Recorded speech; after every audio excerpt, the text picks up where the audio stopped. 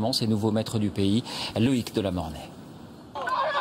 En février dernier, c'est dans ce tribunal de Benghazi, devenu l'embryon de la nouvelle administration rebelle, que le monde découvre peu à peu les visages de ceux qui seront les maîtres de la Libye d'aujourd'hui.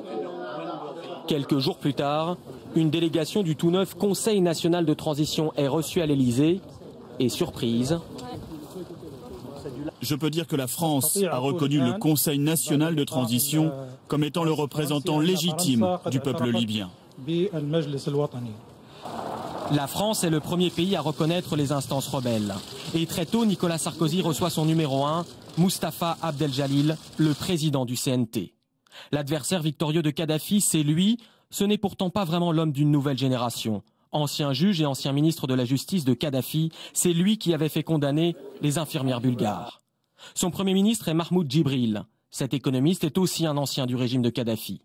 Il est à la tête d'un gouvernement où il a nommé un autre économiste, Ali Tarouni, ministre des Finances et du très stratégique portefeuille du pétrole. Ces hommes, souvent formés dans des universités occidentales, ont les compétences techniques pour gouverner. Mais il va falloir composer avec les tribus, dont le poids est important dans la société libyenne. La nouvelle hiérarchie militaire est tout aussi complexe. Le chef d'état-major des rebelles s'appelle Khalifa Hifter. C'est un ancien contact de la CIA américaine. Mais lui est à Benghazi, à l'est. Or, les militaires qui ont gagné la grande bataille de Tripoli viennent de l'ouest. À leur tête, Abdelhakim Belhadji, désormais gouverneur militaire de la capitale. Il n'existe pas de photo de lui. C'est un combattant islamiste formé en Afghanistan.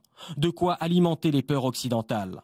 Cependant, les spécialistes de la Libye s'accordent à dire que s'il a bien eu des contacts avec Ben Laden, il a toujours été en désaccord avec Al-Qaïda sur sa stratégie terroriste.